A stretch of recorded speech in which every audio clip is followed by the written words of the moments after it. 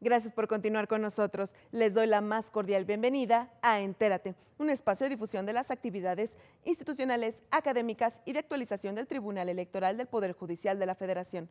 Les saluda Roxana Noriega. Les ofrecemos las conclusiones de la ponencia de Mónica María Pérez Granados del Instituto Interamericano de Derechos Humanos en el panel 1 a 50 años de la Convención para la Eliminación de la Discriminación Racial, Retos y Perspectivas. Después de esta intervención se dio inicio con el panel 2, Situación de los afrodescendientes en México, Reconocimiento y Justicia. Específicamente, escucharemos la presentación del moderador José del Val Blanco, director del programa universitario México, Nación Multicultural de la Universidad Nacional Autónoma de México. Estas ponencias se realizaron en el marco del Foro Internacional La Discriminación Racial y Afrodescendientes en México y que tuvieron verificativo en Boca del Río, Veracruz. Les invito a conocer estas interpretaciones sobre afrodescendientes en México. Comenzamos.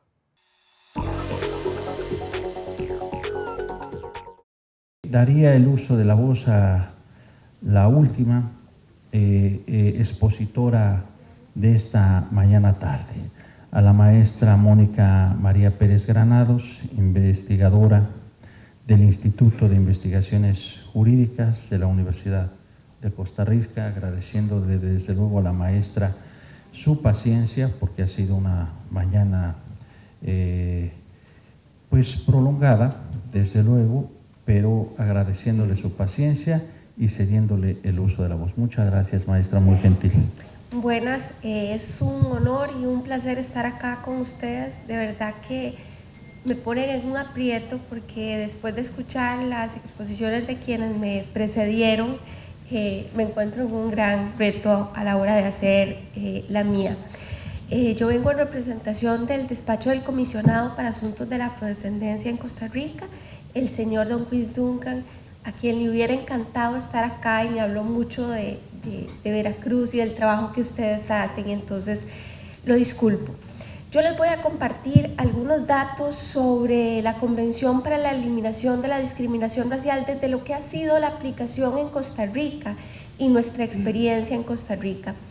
Y esto lo voy a hacer desde tres aristas o tres enfoques. Uno, los datos del censo del 2011, que es el primer censo en el que se contempla la variable de autoidentificación étnica, que además nos permite a muchos afrodescendientes poder identificarnos como tales. Por ejemplo, en mi caso, mi abuelo era negro, mi mamá es mulata, pero yo no soy negra ni mulata, pero sí mi cultura, mi religión y una serie de referentes culturales me acercan a la afrodescendencia y no podría identificarme de otra manera que no sea esa. No me lo imagino. El otro aspecto que voy a tomar es la aplicación práctica de lo que ha sido la Convención Internacional y todos estos instrumentos internacionales, las recomendaciones de los órganos del Comité para la Eliminación de la Discriminación Racial, Durban y otros instrumentos en Costa Rica, desde la resolución de los recursos de amparo por la Sala Constitucional, que es el órgano especializado del control de lo constitucional en Costa Rica, desde 1989, con base en un estudio de cerca de 2 años que se hizo sobre las formas de resolver los recursos de discriminación racial, y finalmente abordando algunas políticas y acciones que se están tomando actualmente en Costa Rica y que desde la perspectiva de la suscrita representan un cambio de paradigma. Con respecto a los datos sobre los que les voy a empezar a hablar, quisiera iniciar diciendo que a 50 años de la Convención y a 47 años de su ratificación por Costa Rica, nos hemos dado cuenta que desgraciadamente la discriminación no se ha erradicado. La discriminación es como un virus, ha mutado y se transforma, se adapta a las circunstancias es difícil reconocerla, sobre todo cuando es indirecta y se vuelve políticamente correcta, y esto la hace sumamente odiosa y nos mueve al activismo. En Costa Rica, en el censo del 2011, se determinó que había un 7–8% de personas afrodescendientes, y cuando vemos los indicadores sociales, esto nos revela cosas muy interesantes. Por ejemplo, en cuanto al promedio de años de escolaridad, los afrodescendientes tienen un 1.7 promedio de año, un 7.7, perdón, de promedio de años de escolaridad, en comparación con blancos y mestizos que tienen un 8.7% de años de escolaridad. Debemos decir que las mujeres afrodescendientes que se autoidentifican como negras son las que tienen mayor cantidad de años de escolaridad, cerca de 11 o 12 años de escolaridad. Sin embargo, son quienes ocupan los puestos más elementales y menos calificados, y quienes no encuentran trabajo en Costa Rica. Además, tenemos que las mujeres afrodescendientes sobrerepresentan, o son quienes representan la mayor cantidad de mujeres que están en empleos y servicios domésticos en el país. Por otro lado, en cuanto a las tasas de desempleo abierta, es muchísimo más amplia y muchísimo más elevada para personas afrodescendientes, casi en un porcentaje de un 4% en Costa Rica, y son las personas que ocupan los puestos más elementales, no tienen acceso, o el acceso es limitado en puestos de poder, de jerarquía y de control. ¿Y esto qué implica? Esto implica una escasa representación incluso en espacios políticos, donde se puede trabajar en la elaboración de políticas inclusivas que permitan incidir en un cambio de esta discriminación que se manifiesta cada vez más en el caso de los afrodescendientes en la exclusión social y en estas cifras. También son quienes tienen mayor carencia de acceso a bienes y servicios, albergue digno, acceso al conocimiento, tecnologías de la información y comunicación. La mayoría de personas que no están aseguradas en Costa Rica son personas afrodescendientes, con una brecha de un 6% en relación a blancos y mestizos, que es un número alarmante, porque nos indica el acceso al seguro social y el derecho humano a la salud en su efectivo ejercicio. ¿Y cuáles son las implicaciones de esto, de esta primera parte de las que les quería dar una pincelada en Costa Rica? Que hay un desigual desarrollo y un desigual acceso al ejercicio de derechos económicos, políticos, sociales y culturales. Y es cuando una piensa que el mayor problema de las personas afrodescendientes, de nosotras lo es, o de nosotros, lo es la discriminación racial, que es la que viene a transversalizar de forma negativa el ejercicio de derechos económicos, sociales y culturales, mediado por consideraciones de tipo racial, de las cuales ha habido un recrudecimiento, como les comentaré más adelante, y esto implica limitaciones a los servicios educativos, trabajo, etcétera. En cuanto a los procesos constitucionales entablados en Costa Rica, sobre discriminación racial, debo contarles que desde 1989 hasta el jueves de la semana pasada, que fue la última revisión que hicimos, hay 23 casos presentados por discriminación racial en Costa Rica, únicamente. De esos 23 casos presentados por discriminación racial, 21 fueron presentados por personas afrodescendientes, y todos los presentados por personas afrodescendientes declarados sin lugar, con ocasión de la discriminación racial alegada. Los tópicos versan sobre discriminación en la educación, percepción de discriminación en personas privadas de libertad, discriminación en empleo, en el deporte, en acceso a lugares públicos. Y en cuanto a edad y género, hay una mayoría aplastante de hombres, y sobre todo de hombres jóvenes, que presentan los recursos. Aquí hay un tema sobre que yo siempre insisto, de perfilamiento racial y de masculinidad afro, que yo invito en todos los foros en los que participo a que se estudie y a que se analice. Les cuento que todos los recursos presentados, como les dije, por personas afrodescendientes han sido declarados con lugar en relación con la discriminación alegada. El único recurso que ha sido declarado con lugar fue el de una persona china, cantonesa, que entra a una ferretería en San Pedro, en Costa Rica, y le dicen que salga porque ahí no atienden a chinos, le ponen una pistola en la cabeza en Costa Rica y lo sacan.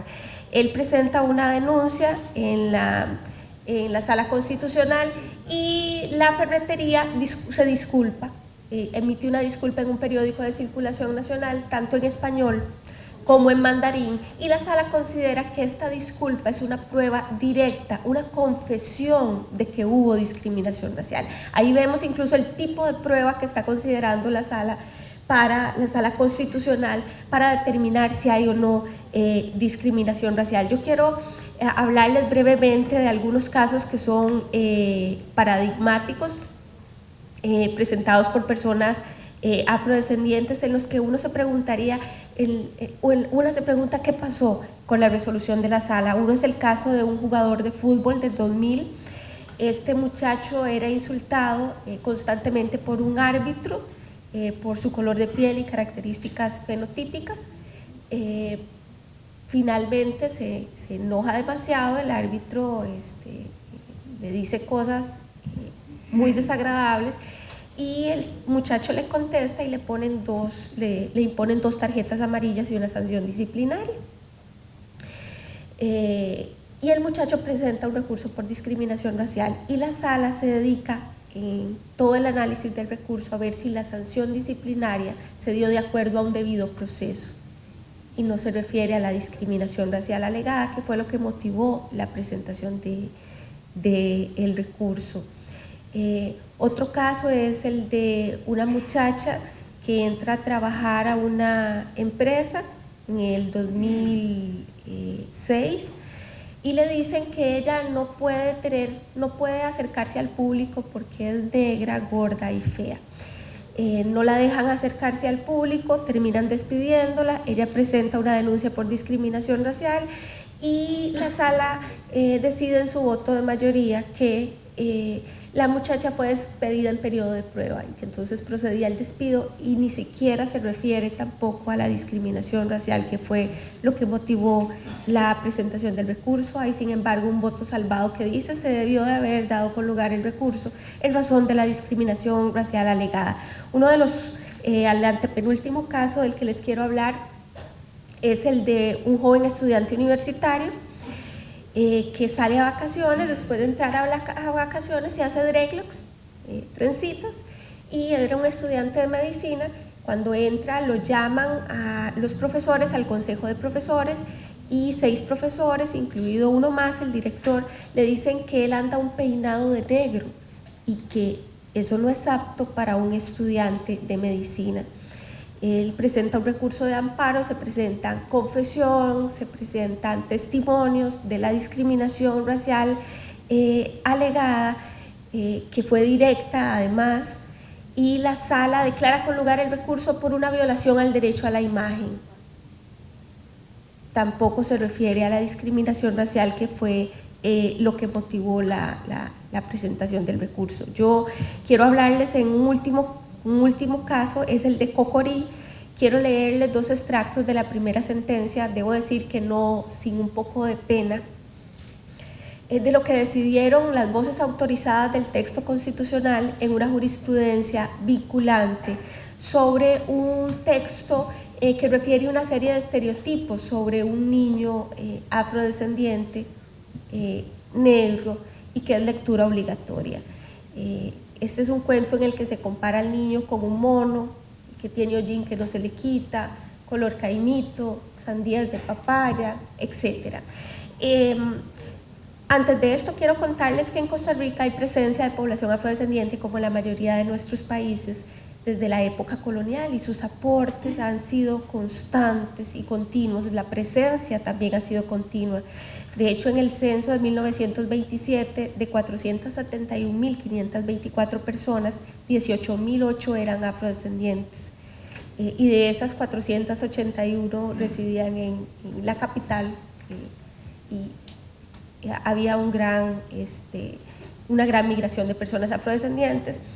Pues los magistrados, les voy a leer los textos, dice que como la obra fue escrita en 1948, refiriéndose al niño, era obvio que el niño negro nunca había conocido a gente de raza blanca, y de igual forma es obvio que la niña tampoco había visto nunca a un niño negro. De allí el asombro no solo de la niña, sino también de Cocorí. Y por lo tanto la comparación con un mono o la rareza del color obedece al asombro por parte de los personajes, y no solo por ignorancia, sino también por la inocencia de una niña. Después de todo surge la amistad entre ambos personajes. Leo el segundo párrafo, es una resolución de 1996, pero que se mantuvo ahora hace 2 meses.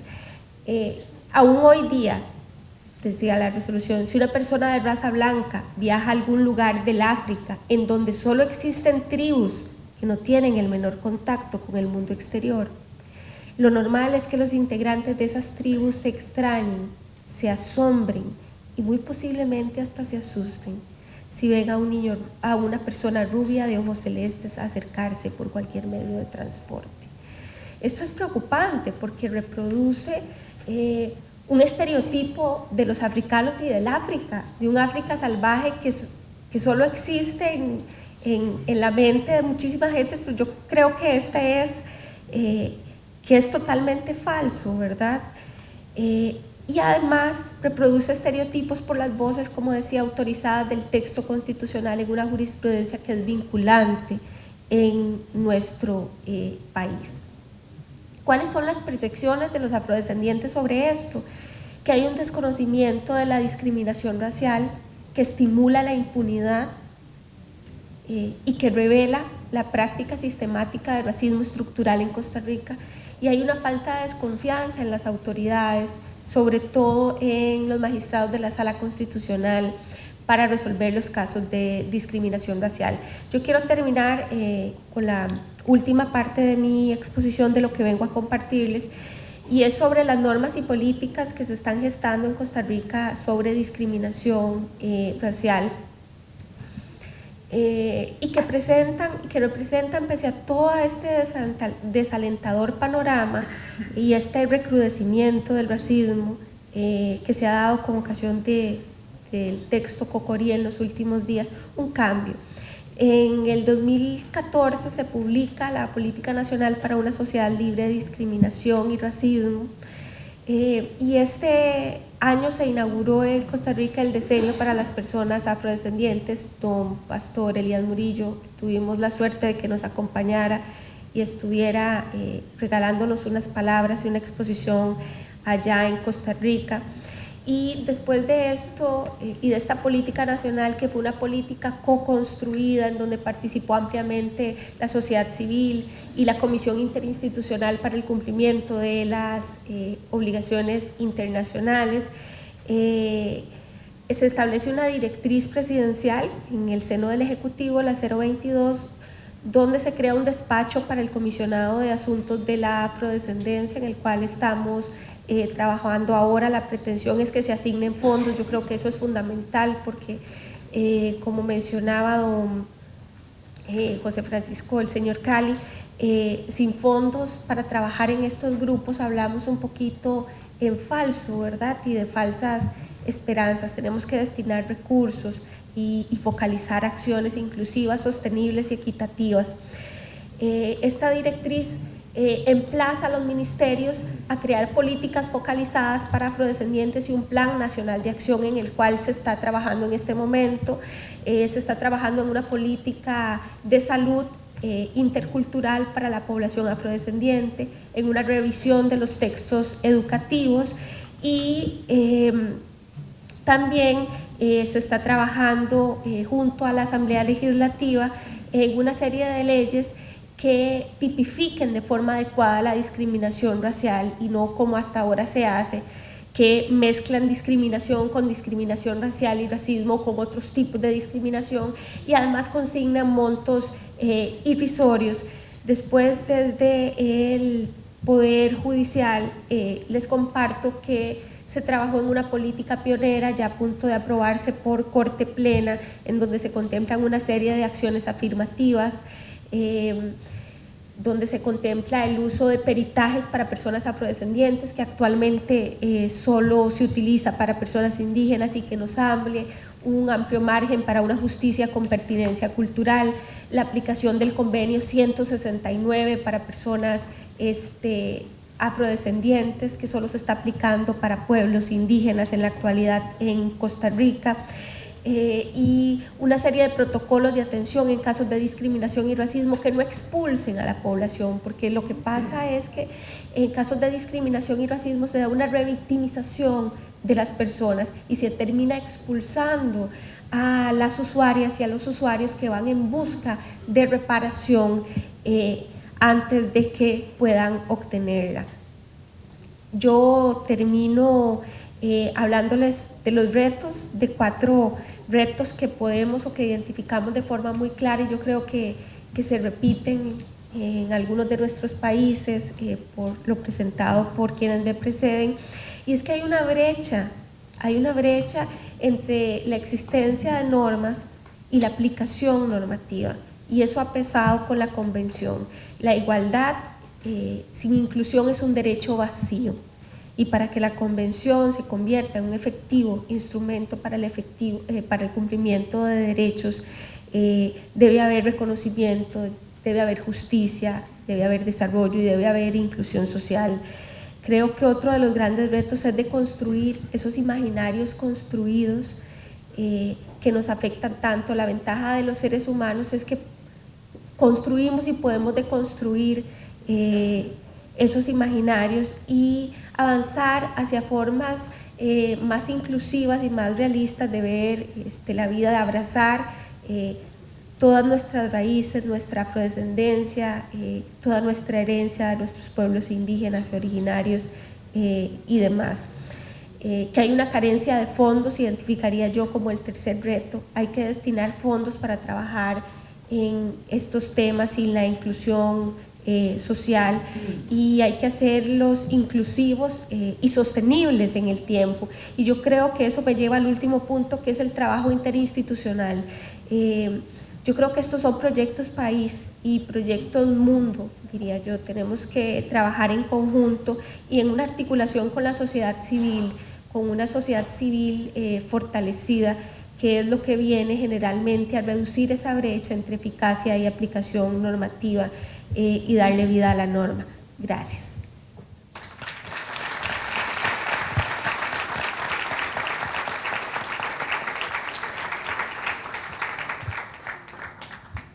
Muchas gracias a la maestra Pérez Granados por su intervención, que sin lugar a dudas nos lleva a la reflexión en conjunto, porque me parece que hay común denominador en las distintas exposiciones.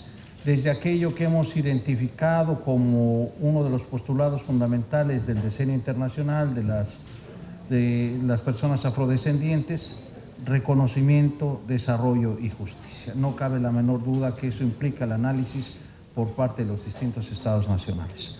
Avanzar en formas más específicas de inclusión y desde luego que sean sostenibles es un postulado fundamental. Los fondos.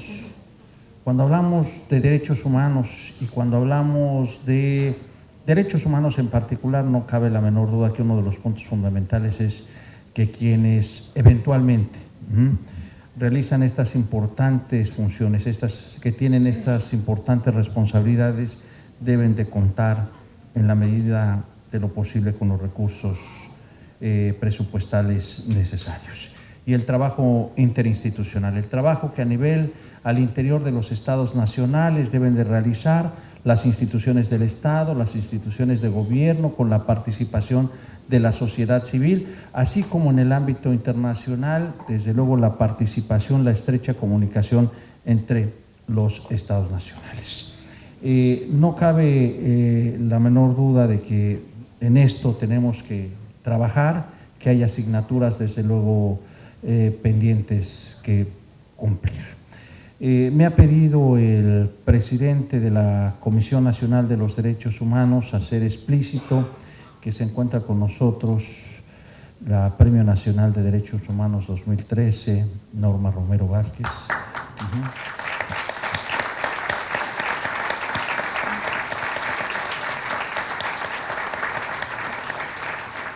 muchas gracias por acompañarnos. Debo de señalar a ustedes de que nos hemos excedido del tiempo establecido y tomando en consideración de que el siguiente panel inicia a las 4 de la tarde y a fin de no violentar los derechos humanos de nadie, hemos decidido, mejor no hemos decidido, la verdad es de que como moderador de esta mesa he considerado oportuno que las diversas preguntas, varias por cierto, que me han hecho llegar, se puedan entregar a sus destinatarios, a los expositores y a aquellas que señalaron que para todos darles una copia a cada uno de ellos, con la finalidad de que pudieran ser contestadas a través de la vía electrónica y dar un espacio, porque la jornada ciertamente ha sido intensa, un espacio, un receso que permita que ustedes puedan llevar a la praxis el ejercicio de uno de los derechos fundamentales más importantes, reconocido en el ámbito de los Estados nacionales, en el contexto internacional, ir a tomar nuestros sagrados alimentos. No sin antes, desde luego, señalar como colofón, reconocer muy cumplidamente nuevamente la participación de todos cada uno de los expositores, sus conocimientos, sus puntos de vista que sin lugar a dudas contribuyen, y esto es muy importante, contribuyen a la toma de conciencia de las asignaturas que tenemos pendientes en este tema. Si ustedes me lo permiten, ahora sí como colofón, me permitiría hacer entrega de algunos reconocimientos que tanto la Comisión Nacional de los Derechos Humanos como la Comisión Estatal de Derechos Humanos de Veracruz otorgan a cada uno de los expositores. Si ustedes me lo permiten, entregaría el reconocimiento como me los han pasado en el orden que aparecen, a la maestra Carolina Jiménez Sandoval. Muchas gracias, maestra, por su participación.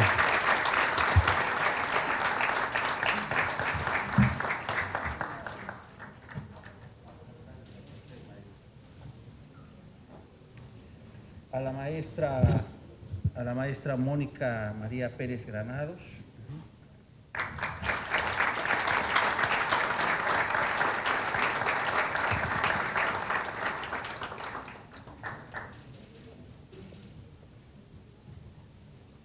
Muchas gracias.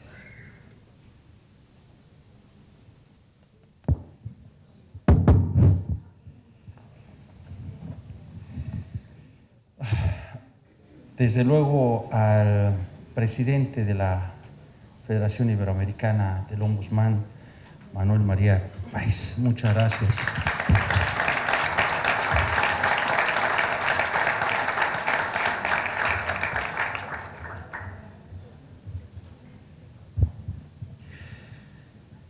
Al maestro José Francisco Calizay. Muchas gracias, maestro.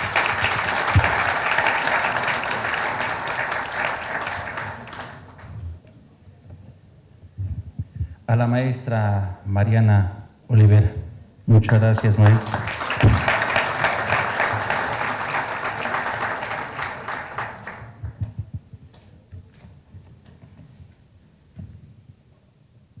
Al maestro Daniel Ponce Vázquez, también muchas gracias por su participación, maestro.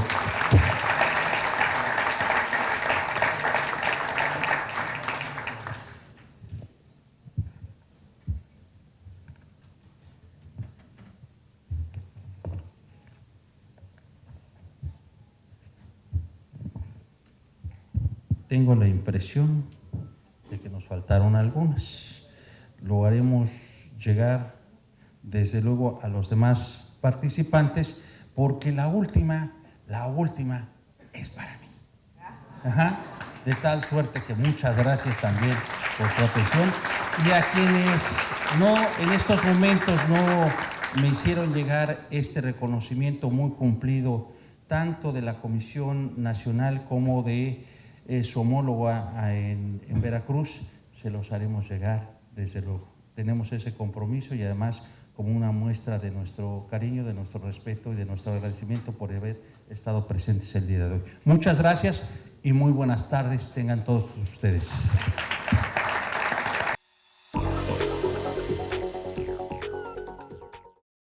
Los esperamos en una próxima emisión de Entérate, con más de lo destacado del Foro Internacional, la discriminación racial y afrodescendientes en México. Agradecemos su valiosa compañía. Se despide de ustedes, Roxana Noriega. Hasta la próxima.